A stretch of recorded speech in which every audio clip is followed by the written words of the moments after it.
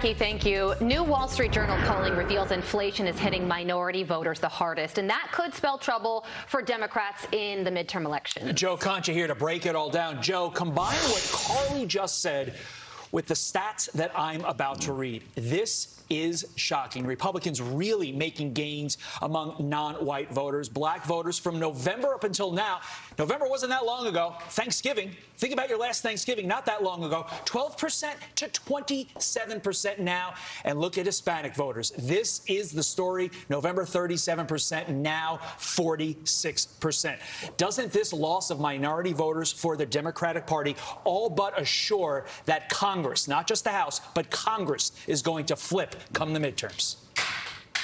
It's that red tsunami we've been talking about, Todd, right? And when you look at that number, nearly half of Hispanic voters saying they would probably or definitely vote for a Republican candidate for Congress over a Democrat. When you see that black voters who favor Democrats have dropped by more than a third, this tells you that inflation and gas prices is obviously very real, particularly for the middle and lower class, because they can't absorb those sort of costs being added on to already tight budgets, tight wallets. But it's also about crime as well, Todd and Carly, right? Because now we live in a more expensive country because of inflation and the effect that it has on food and gas and home heating. But we're also in a much less safe country, particularly in our urban areas. And it doesn't matter if you're a Republican or a Democrat or an independent or you're apolitical. This is what people are feeling, and they don't like it. And the person and the party in power rightly gets the blame in these situations. Yeah, but Joe, over on MSNBC, they say that the GOP only plays to white male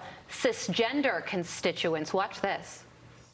They talk a lot about freedom and choice, but quite honestly, if their constituents aren't white, male, cisgender, heterosexual, it seems like they have no room for anyone like that in their states.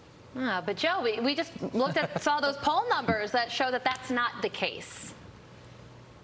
Precisely. And that's an MSNBC host on PBS in this situation as a guest. And look, these are your tax dollars at work, right? PBS, government funded. And they allow this sort of divisive, hateful rhetoric on its air. Here's what Jonathan Capehart, who you just played, also said. Republican governors and legislators are showing what conservative leadership looks like. And quite honestly, it looks hideous. It looks horrendous. Capehart is mad, apparently, that critical race theory isn't going to be taught in Florida schools, because teaching kids as young as kindergarten, like I have a kindergartner, to look at others through the prism of race, yeah, that's exactly what we should be doing, right? And it's Sarcasm Tuesday, so, you know, please understand the tone here. But when they can't debate policy in these situations, guys like Capehart, they play the race card from the bottom of the deck.